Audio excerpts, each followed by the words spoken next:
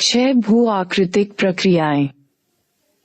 पृथ्वी की उत्पत्ति कैसे हुई, इसकी प्रकृति एवं अन्य आंतरिक संस्तरों का क्रम विकास कैसे हुआ, भूपर्पटी प्लेट्स का संचलन किस प्रकार हुआ एवं कैसे हो रहा है, भूकंप, ज्वालामुखी के प्रकार एवं भूपर्पटी को निर्मित करने वाले शैलों और खनिजों के विषय में सूचनाओं की जानकारी के पश्चात अब हम जिस धरातल पर रहते हैं उसके विषय में भी विस्तार से जानने का प्रयास करेंगे।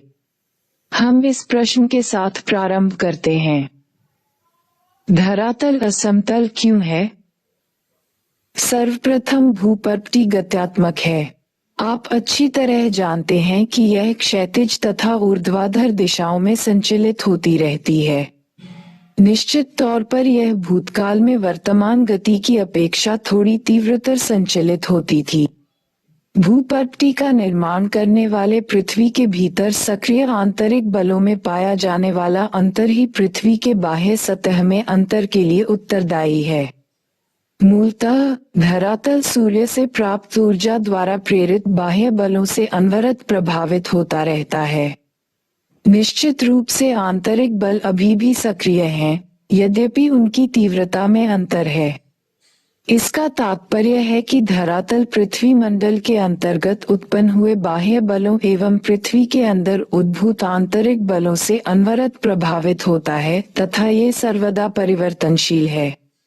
बाह्य बलों को बहिर्जनिक, एक्सोजेनिक तथा आंतरिक बलों को अंतर्जनित, एंडोजेनिक बल कहते हैं। बहिर्जनिक बलों की क्रियाओं का परिणाम होता है उभरी हुई भू आकृतियों का विघर्षण, वेयरिंग डाउन, तथा बेसिन, निम्न क्षेत्रों, गत का भराव, अधिवृद्धि, तल्लोचन। धरातल पर अपर्दन के माध्यम से उच्चावच के मध्य अंतर के कम होने को तल संतुलन, ग्रेडेशन कहते हैं। अंतर्जनित शक्तियां निरंतर धरातल के भागों को ऊपर उठाती हैं या उनका निर्माण करती हैं तथा इस प्रकार बहिर्जनिक प्रक्रियाएं उच्चावच में भिन्नता को सम, बराबर करने में असफल रहती हैं। अतएव भिन्नता तब तक बनी रहती है जब तक बहिर्जनिक एवं अंतर्जनित बलों के विरोधात्मक कार्य चलते रहते हैं। सामान्यतः अंतर्जनित बल मूल रूप से भू आकृति निर्माण करने वाले बल हैं तथा बहिर्जनिक प्रक्रियाएं मुख्य रूप से भूमि विघर्षण बल होती हैं। भूतल संवेदनशील है। मानव अपने निर्वाह के लिए इस पर निर्भर करता है तथा इसका व्यापक एवं सघन उपयोग करता है। लगभग सभी जीवों का धरातल के पर्यावरण के अनुवाह, सस्टेन में योगदान होता है। मनुष्यों ने संसाधनों का अत्यधिक दोहन किया है। हमें इनका उपयोग करना चाहिए, किंतु भविष्य में जीवन निर्वाह के लिए इसकी पर्याप्त संभाव्यता को बचाए रखना चाहिए। धरातल के अधिकांश भाग को बहुत लंबी अवधि है, सैकड़ों हजारों वर्षों में आकार प्राप्त हुआ है तथा मानव द्वारा इसके उपयोग, दुरुपयोग एवं कुप्रयोग के कारण इसकी संभाव्यता, विभव में बहुत तीव्र गति से ह्रास हो रहा है। यदि उन प्रक्रियाओं जिन्होंने धरातल को विभिन्न आकार दिया और अभी दे रही हैं, तथा उन पदार्थों की प्रकृति जिनसे यह निर्मित है, को समझ लिया जाए तो निश्चित रूप से मानव उपयोग जनित हानिकारक प्रभाव को कम करने एवं भविष्य के लिए इसके संरक्षण हेतु आवश्यक उपाय किए जा सकते हैं।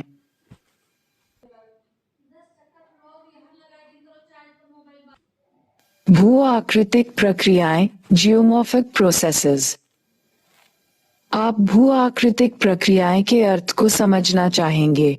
धरातल के पदार्थों पर अंतर्जनित एवं बहिर्जनिक बलों द्वारा भौतिक दबाव तथा रासायनिक क्रियाओं के कारण भूतल के विन्यास में परिवर्तन को भू आकृतिक प्रक्रियाएं कहते हैं। पटल विरूपण, डायास्ट्रोफिज्म एवं ज्वालामुखीयता, वोल्केनिज्म अंतर्जनित भू आकृतिक प्रक्रियाएं हैं, जो इससे पहले की इकाई में संक्षेप में विवेचित हैं।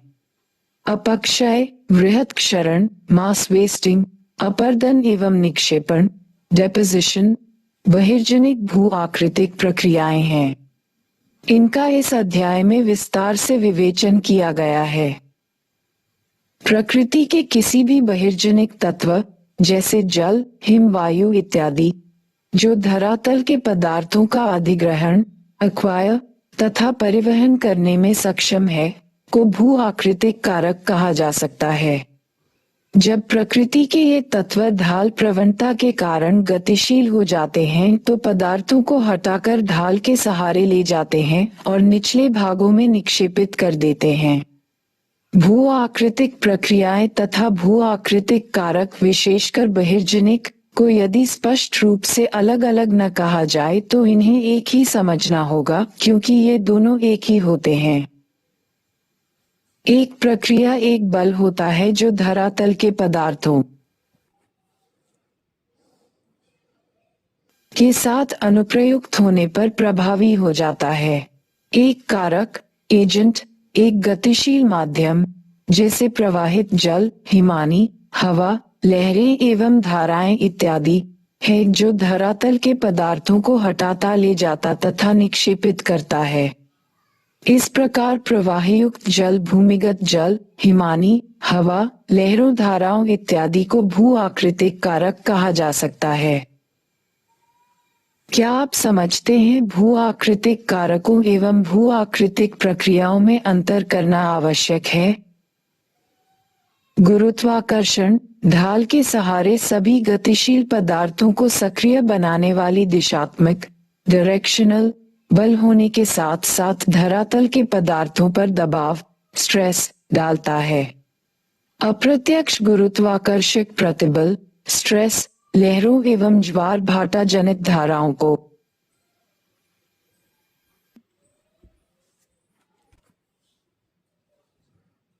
क्रियाशील बनाता है।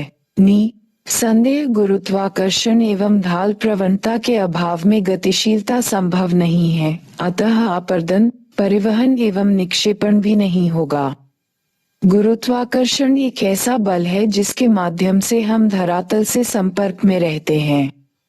यह वह बल है जो भूतल के सभी पदार्थों के संचलन को प्रारंभ करता है। सभी संचलन, चाहे वे पृथ्वी के अंदर हों या सतह पर, प्रवणता के कारण ही घटित होते हैं, जैसे ऊंचे स्तर से नीचे स्तर की ओर तथा उच्च वायुदाब क्षेत्र से निम्न वायुदाब क्षेत्र की ओर। अंतर्जनित प्रक्रियाएं एंडोजेनिक प्रोसेसेस। पृथ्वी के अंदर से निकलने वाली ऊर्जा भू आकृतिक प्रक्रियाओं के लिए प्रमुख बल स्रोत होती है। पृथ्वी के अंदर की ऊर्जा अधिकांशतः रेडियोधर्मी क्रियाओं, घूर्णन, रोटेशनल एवं ज्वारीय घर्षण तथा पृथ्वी की उत्पत्ति से जुड़ी ऊष्मा द्वारा उत्पन्न होती है। भूतापीय प्रवणता एवं अंदर से निकले ऊष्मा प्रवाह से प्राप्त ऊर्जा पटल विरूपण, डिजास्ट्रोफिज्म एवं ज्वालामुखीयता को प्रेरित करती है। भूतापीय प्रवणता एवं अंदर के ऊष्मा प्रवाह, भूपर्पटी की मोटाई एवं दृढ़ता में अंतर के कारण अंतर्जनित बलों के कार्य समान नहीं होते हैं। अतः विवर्तनिक द्वारा नियंत्रित मूल भूपर्पटी की सतह समतल होती है।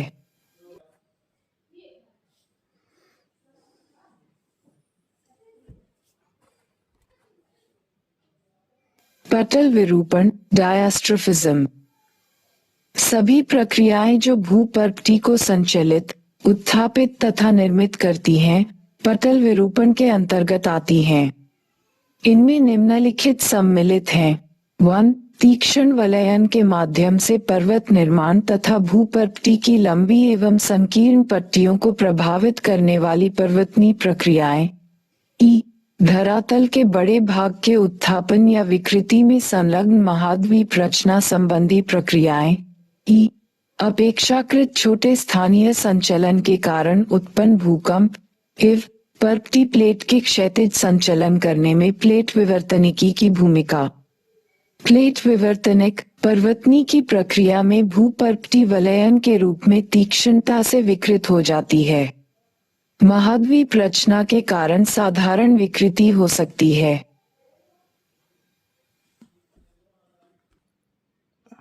पर्वतनी पर्वत निर्माण प्रक्रिया है, जबकि महाद्वीप रचना महाद्वीप निर्माण प्रक्रिया है। पर्वतनी, महाद्वीप रचना, एपिरोजनी, भूकंप एवं प्लेट विवर्तनिक की प्रक्रियाओं से भूपर्वती में भ्रंश तथा विभंग हो सकता है। इन सभी प्रक्रियाओं के कारण दबाव, आयतन तथा तापक्रम में परिवर्तन होता है, जिसके फलस्वरूप शैलों का कायांतरण प्रेरित होता है। ज्वालामुखीयता, वोल्केनिज्म। ज्वालामुखीयता के अंतर्गत पिघली हुई शैलों या लावा, मैग्मा का भूतल की ओर संचलन एवं अनेक आंतरिक तथा बाह्य ज्वालामुखी स्वरूपों का निर्माण सम्मिलित होता है। इस पुस्तक की द्वितीय इकाई के ज्वालामुखी शीर्षक एवं पिछले अध्याय के आग्नेय शैली शीर्षक के अंतर्गत ज्वालामुखीयता के बहुत से पक्षों का विस्तृत विवरण दिया जा चुका है। ज्वालामुखीयता एवं ज्वालामुखी शब्दों में भेद बताइए। बहिर्जनिक प्रक्रियाएं, एक्सोजेनिक प्रोसेसेस। बहिर्जनिक प्रक्रियाएं अपनी ऊर्जा सूर्य द्वारा निर्धारित वायुमंडलीय ऊर्जा एवं अंतर्जनित शक्तियों से नियंत्रित विवर्तनिक, टेक्टोनिक कारकों से उत्पन्न प्रवणता से प्राप्त करती हैं। आप क्यों सोचते हैं कि ढाल या प्रवणता बहिर्जनिक बलों से नियंत्रित विवर्तनिक कारकों द्वारा निर्मित होते हैं? गुरुत्वाकर्षण बल ढालयुक्त सतह वाले धरातल पर कार्यरत रहता है तथा ढाल की दिशा में पदार्थ को संचालित करता है। प्रति इकाई क्षेत्र पर अनुप्रयुक्त बल को प्रतिबल, स्ट्रेस कहते हैं। ठोस पदार्थ में प्रतिबल, स्ट्रेस, धक्का एवं खिंचाव, पुश एंड पुल से उत्पन्न होता है। इससे विकृति प्रेरित होती है। धरातल के पदार्थों के सहारे सक्रिय बल अपरूपण प्रतिबल, shear स्ट्रेसेस, विलगकारी बल होते हैं। यही प्रतिबल शैलों एवं धरातल के पदार्थों को तोड़ता है। अपरूपण प्रतिबल का परिणाम कोणीय विस्थापन, एंगुलर डिस्प्लेसमेंट या विसर्पण, फिसलन, स्लिपेज होता है। धरातल के पदार्थ गुरुत्वाकर्षण प्रतिबल के अतिरिक्त आणविक प्रतिबलों से भी प्रभावित होते हैं, जो कई कारकों जैसे तापमान में परिवर्तन, क्रिस्टलाइजेशन एवं पिघलना द्वारा उत्पन्न होते हैं। रासायनिक प्रक्रियाएं सामान्यतः कणों, ग्रेन्स के बीच के बंधन को ढीला करते हैं तथा विलेय पदार्थों को घुला देते हैं। इस प्रकार धरातल के पदार्थों के पिंड, बॉडी में प्रतिबल का विकास अपक्षय, वृहत क्षरण, संचलन, अपर्दन एवं निक्षेपण का मूल कारण है। चूंकि धरातल पर विभिन्न प्रकार के जलवायु प्रदेश मिलते हैं, इसलिए बहिर्जनिक भू आकृतिक प्रक्रियाएं भी एक प्रदेश से दूसरे प्रदेश में भिन्न होती हैं। तापक्रम तथा वर्षण दो महत्वपूर्ण जलवायवीय तत्व हैं, जो विभिन्न प्रक्रियाओं को नियंत्रित करते हैं। सभी बहिर्जनिक भू आकृतिक प्रक्रियाओं को एक सामान्य शब्दावली अनाच्छादन, डिन्यूडेशन के अंतर्गत रखा जा सकता है। अनाच्छादन शब्द का अर्थ है निरावृत, स्ट्रिप ऑफ करना या आवरण हटाना। अपक्षय, वृहत क्षरण, संचलन, अपर्दन, परिवहन आदि सभी इसमें सम्मिलित किए जाते हैं। प्रवाह चित्र 6.1 अनाच्छादन प्रक्रियाओं तथा उनसे संबंधित प्रेरक बल को दर्शाता है।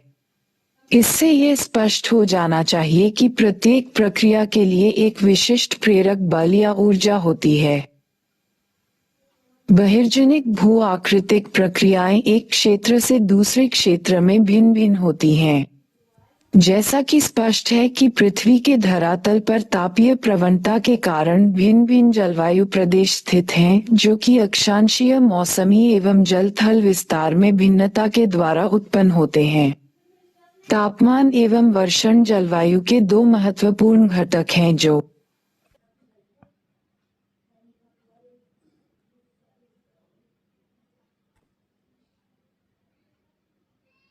कि विभिन्न भू आकृतिक प्रक्रियाओं को नियंत्रित करते हैं। वनस्पति का घनत्व, प्रकार एवं वितरण जो प्रमुखतः वर्षा एवं तापक्रम पर निर्भर करते हैं, बहिर्जनिक भू आकृतिक प्रक्रियाओं पर अप्रत्यक्ष प्रभाव डालते हैं। विभिन्न जलवायु प्रदेशों में विभिन्न जलवायु तत्वों जैसे ऊंचाई में अंतर, दक्षिणमुखी ढालों पर पूर्व एवं पश्चिममुखी ढालों की अपेक्षा अधिक सूर्यातप प्राप्ति आदि के कारण स्थानीय भिन्नता पाई जाती है। पुनश्च वायु का वेग एवं दिशा, वर्षण की मात्रा एवं प्रकार, इसकी गहनता, वर्षण एवं वाष्पीकरण में संबंध, तापक्रम की दैनिक श्रेणी, हिमकरण एवं पिघलने की आवृत्ति, तुषार, फ्रॉस्ट, व्यापन की गहराई इत्यादि में अंतर के कारण किसी भी जलवायु प्रदेश के अंदर भू आकृतिक प्रक्रियाएं भिन्न भिन्न होती हैं। सभी बहिर्जनिक प्रक्रियाओं के पीछे एकमात्र प्रेरक बल क्या होता है? यदि जलवायु कारक समान हों तो बहिर्जनिक भू आकृतिक प्रक्रियाओं के कार्यों की गहनता शैलों के प्रकार एवं संरचना पर निर्भर करती है। संरचना में वलन, भ्रंश, संस्तर का पूर्वाभिमुखीकरण, ओरिएंटेशन, झुकाव, जोड़ों की उपस्थिति या अनुपस्थिति, संस्तरण तल, घटक खनिजों की कठोरता या कोमलता तथा उनकी रासायनिक संवेदनशीलता, पारगम्यता, परमिएबिलिटी या अपारगम्यता इत्यादि सम्मिलित माने गए हैं।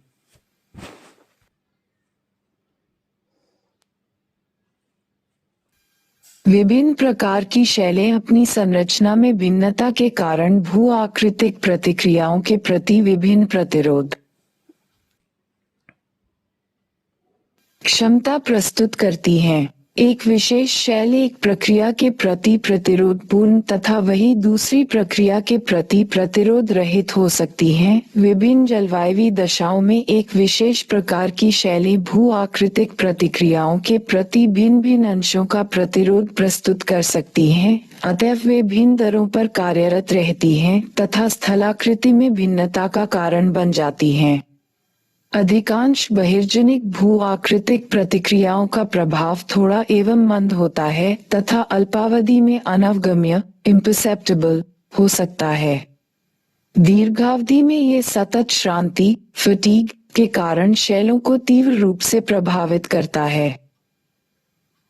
अंततः ये तथ्य स्पष्ट हो जाता है कि धरातल पर विभिन्नता यद्यपि मूल रूप से भूपर्वती के उद्भव से संबंधित है, तथापि धरातल के पदार्थों के प्रकार एवं संरचना में अंतर, भू आकृतिक प्रक्रियाओं एवं उनके सक्रियता दर में अंतर आदि के कारण एक न एक रूप में विद्यमान रहती है। कुछ बहिर्जनिक भू आकृतिक प्रक्रियाओं का यहाँ विस्तृत विवरण प्रस्तुत किया गया है। अपक्षय, वेदरिंग। अपक्षय के अंतर्गत वायुमंडलीय तत्वों की धरातल के पदार्थों पर की गई क्रिया सम्मिलित होती है। अपक्षय के अंदर ही अनेक प्रक्रियाएं हैं जो पृथक या प्राय सामूहिक रूप से धरातल के पदार्थों को प्रभावित करती हैं। अपक्षय को मौसम एवं जलवायु के कार्यों के माध्यम से शैलों के यांत्रिक विखंडन, मैकेनिकल एवं रासायनिक वियोजन, अपघटन, डिकम्पोजिशन के रूप में परिभाषित किया जा सकता है। चूंकि अपक्षय में पदार्थों का बहुत थोड़ा अथवा नगण्य संचलन होता है, यह एक स्वस्थाने, इन सिचु या तदस्थन, ऑन साइट प्रक्रिया है।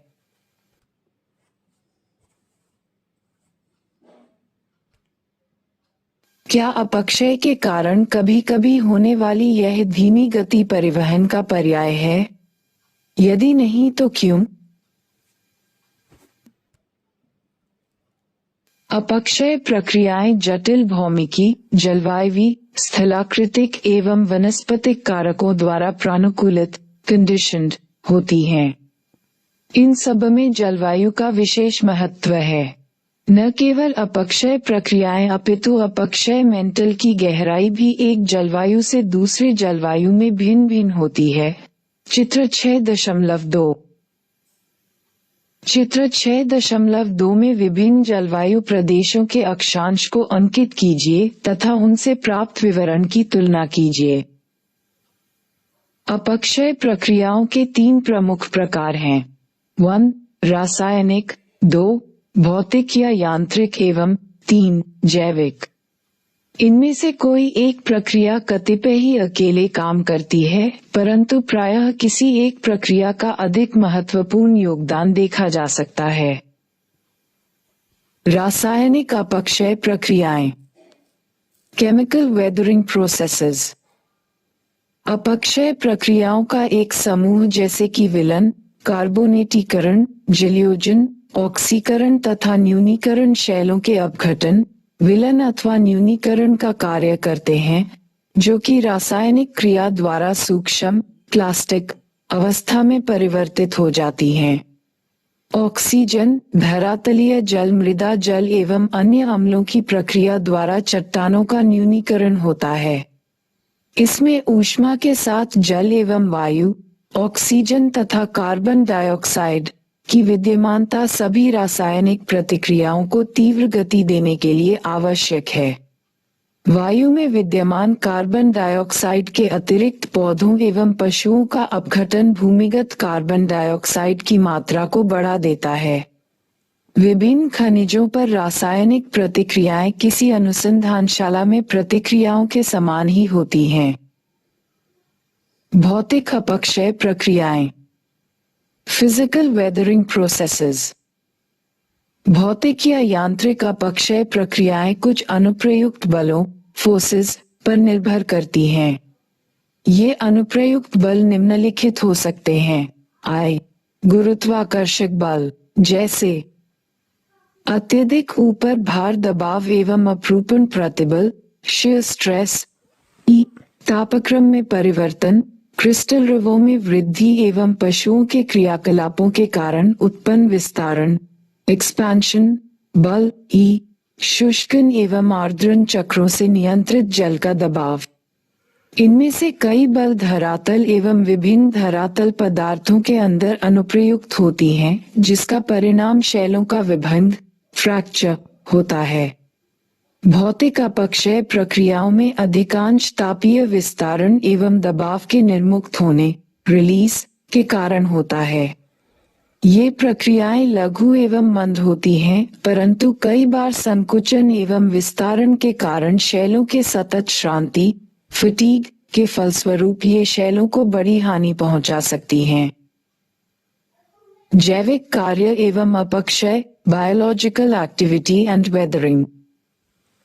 जैविक अपक्षय जीवों की वृद्धि या संचलन से उत्पन्न अपक्षय वातावरण एवं भौतिक परिवर्तन से खनिजों एवं आयन लोन्स के स्थानांतरण की दिशा में एक योगदान है।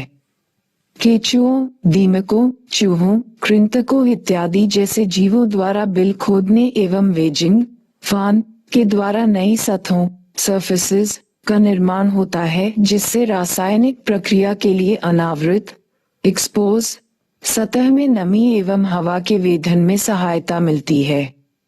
मानव भी वनस्पतियों को अस्त व्यस्त कर, खेत जोतकर एवं मिट्टी में कृषि करके धरातलीय पदार्थों में वायु, जल एवं खनिजों के मिश्रण तथा उनमें नए संपर्क स्थापित करने में सहायक होता है। सड़ने वाले पौधों एवं पशुओं के पदार्थ ह्यूमिक, कार्बनिक एवं अन्य अम्ल जैसे तत्वों के उत्पादन में योगदान देते हैं, जिससे कुछ तत्वों का सड़ना, क्षरण तथा गुलन बढ़ जाता है।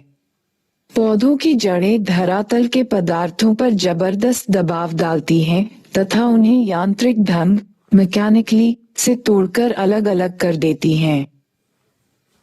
अपक्षय के विशेष प्रभाव स्पेशल इफेक्ट्स ऑफ वेदरिंग। अपशल्कन, इसकी व्याख्या पहले ही भौतिक अपक्षय प्रक्रियाओं, तापीय संकुचन एवं फैलाव तथा लवण अपक्षय के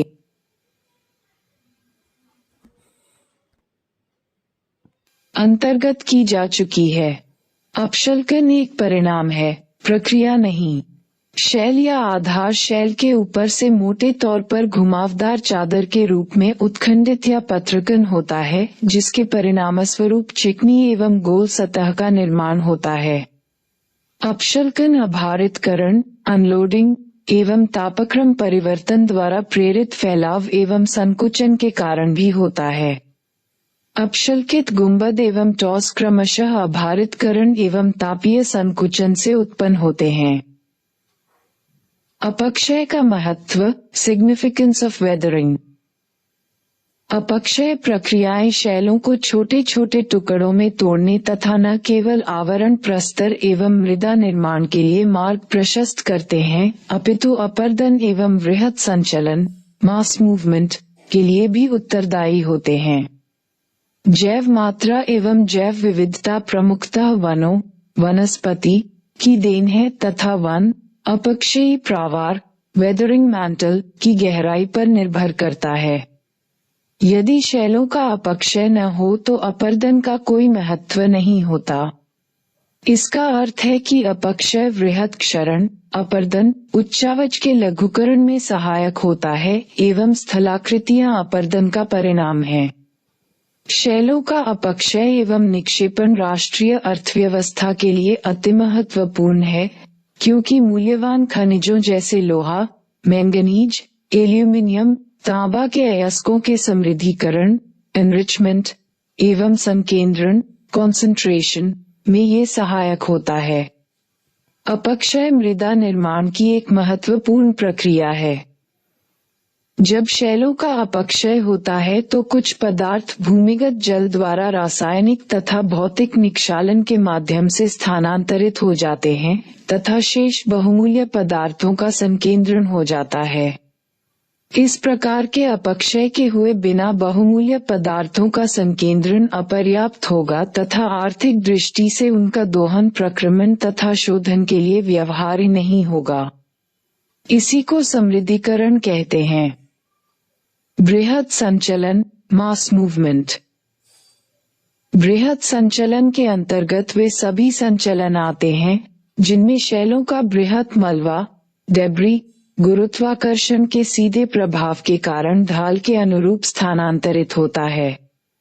इसका तात्पर्य है कि वायु, जल, हिम ही अपने साथ एक स्थान से दूसरे स्थान तक मलबा नहीं ढोते, अपितु मलबा भी अपने साथ वायु, जल या हिम ले जाते हैं।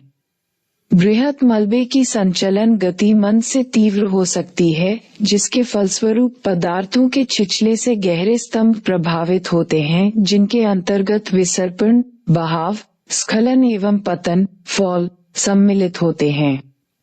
गुरुत्वाकर्षण बल आधार शैलों एवं अपक्षय से पैदा सभी पदार्थों पर अपना प्रभाव डालता है।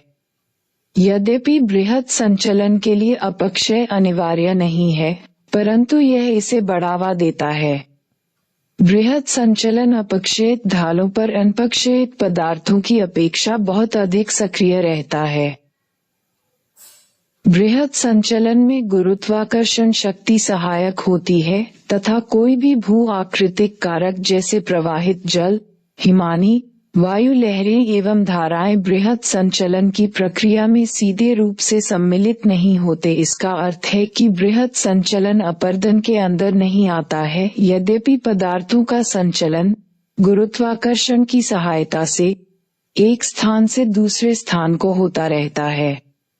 ढाल पर पदार्थ बाधक बलों के प्रति अपना प्रतिरोध प्रस्तुत करते हैं एवं तभी असफल होते हैं जब बल पदार्थों के अपरूपण प्रतिरोध से महांतर होते हैं। असंबद्ध कमजोर पदार्थ, छिछले संस्तर वाली शैलें, भ्रंश, तीव्रता से झुके हुए संस्तर, खड़े भरेगु या तीव्र ढाल, पर्याप्त वर्षा, मूसलाधार वर्षा तथा वनस्पति का अभाव बृहत संचलन में सहायक होते हैं। बृहत संचलन की सक्रियता के कई कारक होते हैं। वे इस प्रकार हैं। 1. प्राकृतिक एवं कृत्रिम साधनों द्वारा ऊपर के पदार्थों के टिकने के आधार का हटाना। ढालों की प्रवणता एवं ऊंचाई में वृद्धि। पदार्थों के प्राकृतिक अथवा कृत्रिम भराव के कारण उत्पन्न अतिभार।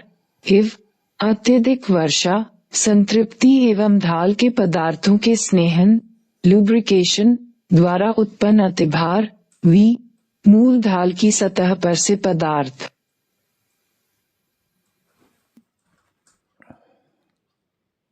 या भार का हटना।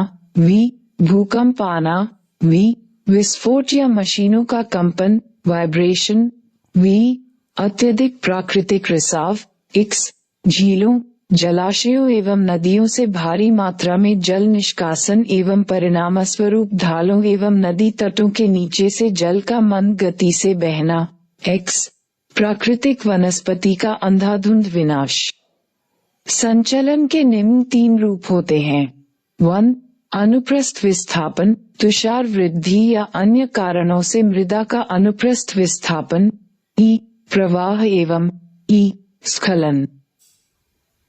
भूस्खलन, लैंडस्लाइड्स। भूस्खलन अपेक्षाकृत तीव्र एवं अवगम्य संचलन है। इसमें स्खलित होने वाले पदार्थ अपेक्षितया शुष्क होते हैं। असंलग्न बृहद का आकार एवं आकृति शैल में अनिरंतरता की प्रकृति, क्षरण का अंश तथा ढाल की ज्यामिति पर निर्भर करते हैं। इस वर्ग में पदार्थों के संचलन के प्रकार के आधार पर वर्ग में कई प्रकार के स्खलन पहचाने जा सकते हैं। ढाल, जिस पर संचलन होता है, के संदर्भ में पश्चात आवर्तन, रोटेशन के साथ शैल मलबा की एक या कई इकाइयों के फिसलन, स्लिपिंग को अवसर्पण कहते हैं। पृथ्वी के पिंड के पश्चात आवर्तन के बिना मलबा का तीव्र लोटन, रोलिंग या स्खलन मलबा स्खलन कहलाता है। मलबा स्खलन में खड़े, वर्टिकल या प्रलंबी फलक, फेस से मिट्टी मलबा का प्रायः स्वतंत्र पतन होता है। संस्तर जोड़ या ब्रंश के नीचे पृथक शैल बृहद के स्खलन को शैल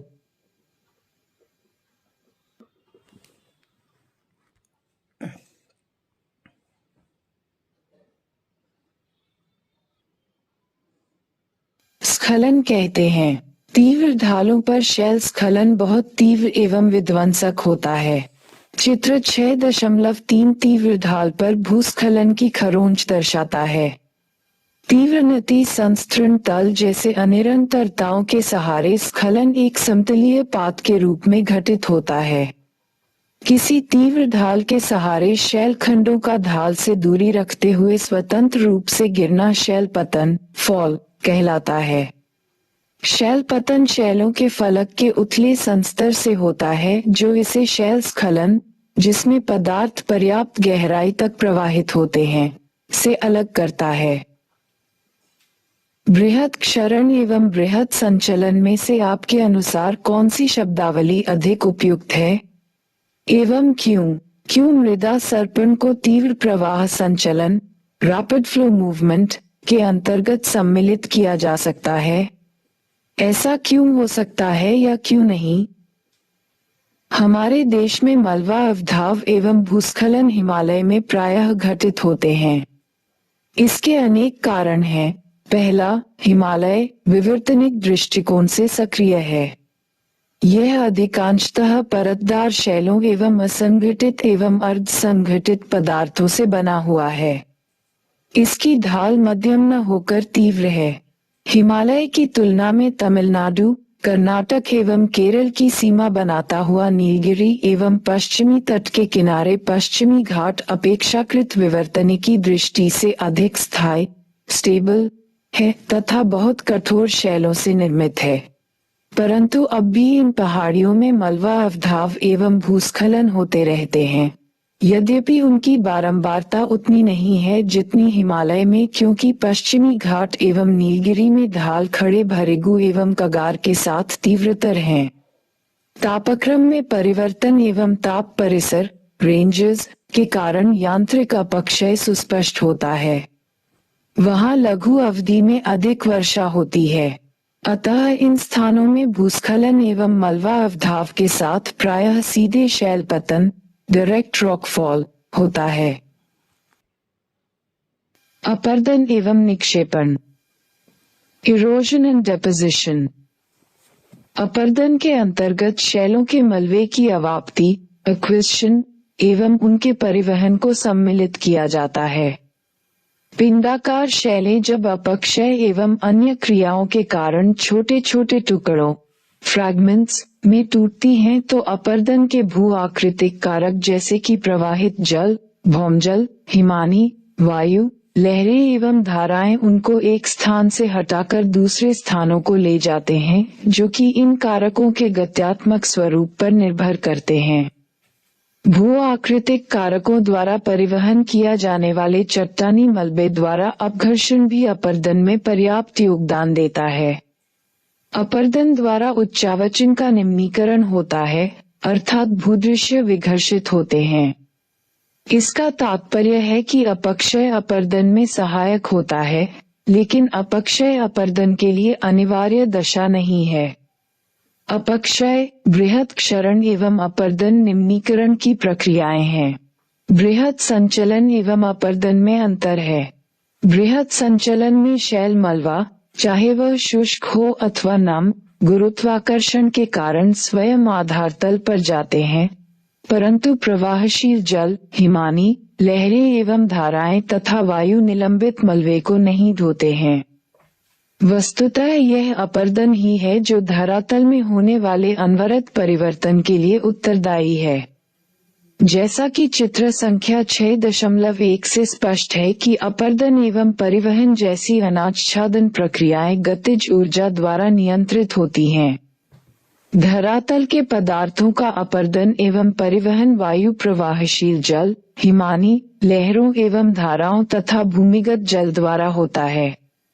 इनमें से प्रथम 3 कारक जलवायवी दशाओं द्वारा नियंत्रित होते हैं। क्या आप जलवायु के इन 3 नियंत्रित कारकों की तुलना कर सकते हैं? अपर्दन के 2 अन्य कारकों लहरों एवं धाराओं तथा भूमिगत जल का कार्य जलवायु द्वारा नियंत्रित नहीं होता। लहरें थल एवं जलमंडल के अंतरापृष्ठ तटीय प्रदेश में कार्य करती है, जबकि भूमिगत जल का कार्य प्रमुखतः किसी क्षेत्र की आश्मिक, लिथोलॉजिकल विशेषताओं द्वारा निर्धारित होता है। यदि शैलें पारगम्य, घुलनशील एवं जल प्राप्य हैं तो केवल कार्स्ट, चूनाकृत आकृतियों का निर्माण होता है। अगले अध्याय में हम अपर्दन के कारकों द्वारा निर्मित भूआकृतियों का विवरण प्रस्तुत करेंगे। निक्षेपण अपर्दन का परिणाम होता है। ढाल में कमी के कारण जब अपर्दन के कारकों के वेग में कमी आ जाती तो परिणामतः अवसादों का निक्षेपण प्रारंभ हो जाता है। दूसरे शब्दों में, निक्षेपण वस्तुतः किसी कारक का कार्य नहीं होता। पहले स्थूल तथा बाद में सूक्ष्म पदार्थ निक्षेपित, डिपॉजिटेड होते हैं। निक्षेपण से निम्न भूभाग, डिप्रेशंस, भर जाते हैं।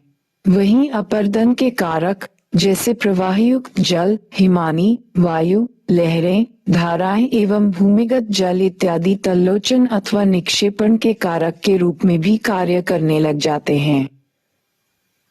अपर्दन एवं निक्षेपण के कारण धरातल पर क्या होता है, इसका विवेचन अगले अध्याय भू आकृतियां एवं उनका उद्भव, एवोल्यूशन में विस्तृत रूप से किया गया है। बृहत संचलन एवं अपर्दन दोनों में पदार्थों का एक स्थान से दूसरे स्थान पर स्थानांतरण होता है। अतः दोनों एक ही माने जा सकते हैं या नहीं? यदि नहीं, तो क्यों? क्या शैलों के अपक्षय के बिना पर्याप्त अपर्दन संभव हो सकता है? मृदा निर्माण, सॉइल फॉर्मेशन। आप पौधों को मृदा में बढ़ते हुए देखते हैं। आप मैदान में खेलते हैं और मृदा के संपर्क में आते हैं। आप मृदा को छूते हैं, उसका अनुभव करते हैं और आपके कपड़ों पर भी मिट्टी लग जाती है। आपको कैसा अनुभव होता है? क्या आप बता सकते हैं? मृदा एक गत्यात्मक माध्यम है जिसमें बहुत सी रासायनिक, भौतिक एवं जैविक क्रियाएं अनवरत चलती रहती हैं। मृदा अपक्षय अपकर्ष का परिणाम है, यह वृद्धि का माध्यम भी है। यह एक परिवर्तनशील एवं विकासोन्मुख तत्व है। इसकी बहुत सी विशेषताएं मौसम के साथ बदलती रहती हैं। यह वैकल्पिक रूप से ठंडी और गर्म या शुष्क एवं आर्द्र हो सकती हैं। यदि मृदा बहुत अधिक ठंडी या बहुत अधिक शुष्क होती है तो जैविक क्रिया मंद या बंद हो जाती है। यदि इसमें पत्तियां गिरती हैं या घासें सूख जाती हैं तो जैव पदार्थ बढ़ जाते हैं। मृदा निर्माण की प्रक्रियाएं प्रोसेस ऑफ सॉइल फॉर्मेशन। मृदा निर्माण या मृदा जनन पीडोजेनेसिस सर्वप्रथम अपक्षय पर निर्भर करती है। यह अपक्षयी प्रावार अपक्षयी पदार्थ की गहराई ही मृदा निर्माण का मूल निवेश होता है। सर्वप्रथम अपक्षयित प्रावार या लाए गए पदार्थों के निक्षेप बैक्टीरिया या अन्य निकृष्ट पौधे जैसे काई एवं लाइकन द्वारा उपनिवेशित किए जाते हैं। प्रावार एवं निक्षेप के अंदर कई गौण जीव भी आश्रय प्राप्त कर लेते हैं। जीव एवं पौधों के मृत अवशेष ह्यूमस के एकत्रीकरण में सहायक होते हैं। प्रारंभ में गौण घास एवं फंस की वृद्धि हो सकती है, बाद में पक्षियों एवं वायु द्वारा लाए गए बीजों से वृक्ष एवं झाड़ियों में वृद्धि होने लगती है। पौधों की जड़ें नीचे तक घुस जाती हैं। बिल बनाने वाले जानवर कणों पार्टिकल्स को ऊपर लाते हैं, जिससे पदार्थों का पुंज अंबार छिद्रमय एवं स्पंज की तरह हो जाता है। इस प्रकार जल धारण करने की क्षमता वायु के प्रवेश आदि के कारण अंततः परिपक्व खनिज एवं जीव उत्पाद युक्त मृदा का निर्माण होता है। क्या अपक्षय मिट्टी के निर्माण के लिए पूर्ण रूप से उत्तरदायी है? यदि नहीं तो क्यों? पेडोलॉजी मृदा विज्ञान है एवं पेडोलॉजिस्ट एक मृदा वैज्ञानिक होता है। मृदा निर्माण के कारक सॉइल फॉर्मिंग फैक्टर्स। मृदा निर्माण 5 मूल कारकों द्वारा नियंत्रित होता है।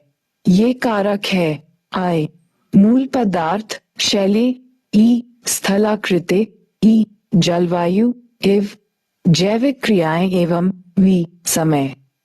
वस्तुतः मृदा निर्माण कारक संयुक्त रूप से कार्यरत रहते हैं एवं एक दूसरे के कार्य को प्रभावित करते हैं। इनका संक्षिप्त विवरण अधोलिखित है। जलवायु क्लाइमेट। जलवायु मृदा निर्माण में एक महत्वपूर्ण सक्रिय कारक है। मृदा के विकास में संलग्न जलवायवी तत्वों में प्रमुख हैं आय प्रवणता वर्षा एवं वाष्पीकरण की बारंबारता व अवधि तथा आर्द्रता ई तापक्रम में मौसमी एवं दैनिक भिन्नता। शेल पेरेंट मटेरियल मूल पदार्थ।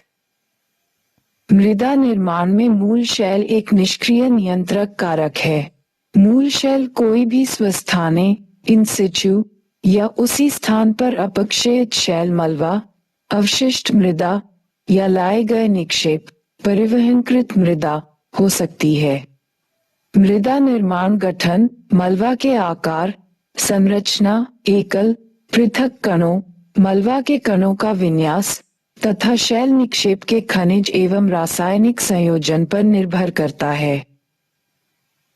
मूल पदार्थ के अंतर्गत अपक्षय की प्रकृति एवं उसकी दर तथा आवरण की गहराई मोटाई प्रमुख विचारणीय तत्व होते हैं।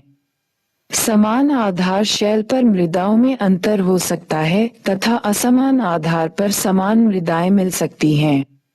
परंतु जब मृदाएं बहुत नूतन यंग तथा पर्याप्त परिपक्व नहीं होती तो मृदाओं एवं मूल शैलों के प्रकार में घनिष्ठ संबंध होता है। कुछ चूना क्षेत्रों लाइमस्टोन एरियाज में भी जहां अपक्षय प्रक्रियाएं विशिष्ट एवं विचित्र पेक्यूलियर होती हैं, मिट्टियां मूल शैल से स्पष्ट संबंध दर्शाती हैं। स्थलाकृति उच्चावच टोपोग्राफी। मूल शैल की भांति स्थलाकृति भी एक दूसरा निष्क्रिय नियंत्रक कारक है। स्थलाकृति मूल पदार्थ के आच्छादन अथवा अनावृत होने को सूर्य की किरणों के संबंध में प्रभावित करती हैं तथा स्थलाकृति धरातलीय एवं उपसतहीय प्रवाह की प्रक्रिया को मूल पदार्थ के संबंध में भी प्रभावित करती है। तीव्र ढालों पर मृदा छिछली थिन तथा सपाट उच्च क्षेत्रों में गहरी मोटी थिक होती है। निम्न ढालों जहां अपर्दन मंद तथा जल का परिश्रवण पर्कलेशन अच्छा रहता है, मृदा निर्माण बहुत अनुकूल होता है। सपाट समतल क्षेत्रों में चीका मिट्टी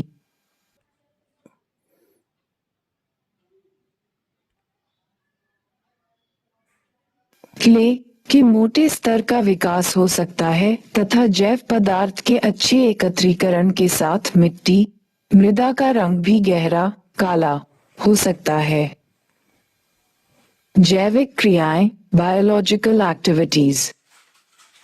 वनस्पति आवरण एवं जीव जो मूल पदार्थों पर प्रारंभ तथा बाद में भी विद्यमान रहते हैं, मृदा में जैव पदार्थ, नमी धारण की क्षमता तथा नाइट्रोजन इत्यादि जोड़ने में सहायक होते हैं।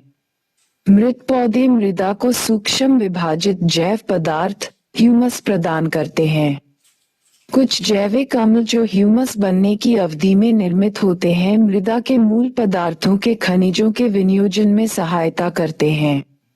बैक्टीरियल कार्य की गहनता ठंडी एवं गर्म जलवायु की मिट्टियों में अंतर को दर्शाती है।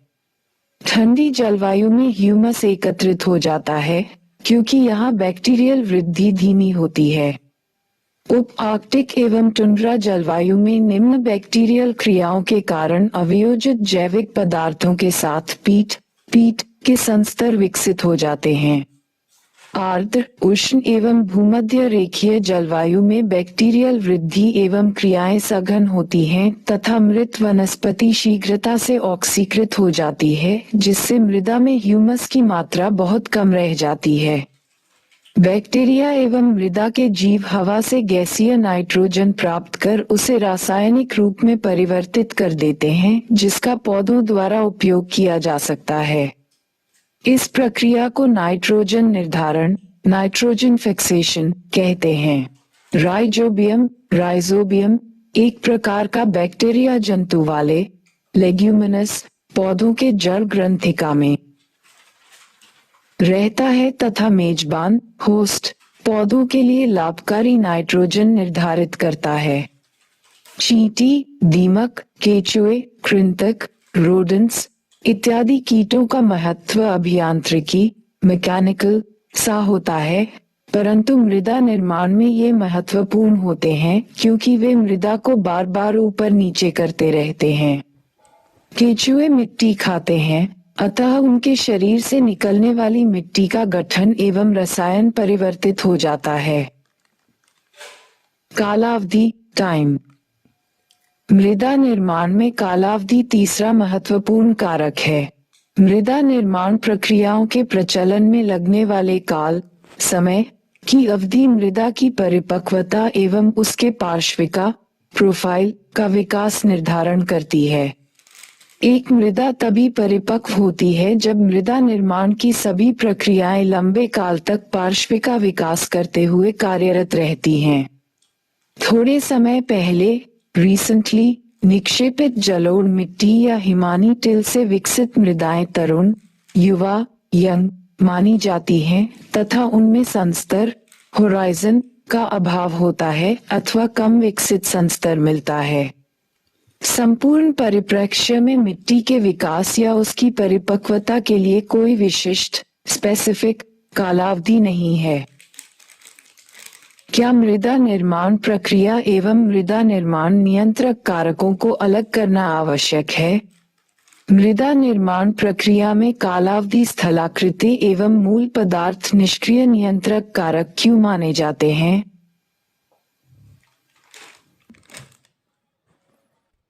निम्नलिखित प्रश्नों के उत्तर लगभग 30 शब्दों में दीजिए। 1. अपक्षय पृथ्वी पर जैव विविधता के लिए उत्तरदायी है। कैसे? 11. बृहद संचलन जो वास्तविक, तीव्र एवं गोचर, अवगम्य, परसेप्टेबल हैं, वे क्या हैं? सूचीबद्ध कीजिए। 111. विभिन्न गतिशील एवं शक्तिशाली बहिर्जनिक भू आकृतिक कारक क्या हैं तथा वे क्या प्रधान कार्य संपन्न करते हैं? 1. क्या मृदा निर्माण में अपक्षय एक आवश्यक अनिवार्यता है? निम्नलिखित प्रश्नों के उत्तर लगभग 150 शब्दों में दीजिए। 1. हमारी पृथ्वी भू आकृतिक प्रक्रियाओं के दो विरोधात्मक अपोजिंग वर्गों के खेल का मैदान है, विवेचना कीजिए। 11. बहिर्जनिक भू आकृतिक प्रक्रियाएं अपनी अंतिम ऊर्जा सूर्य की गर्मी से प्राप्त करती हैं, व्याख्या कीजिए।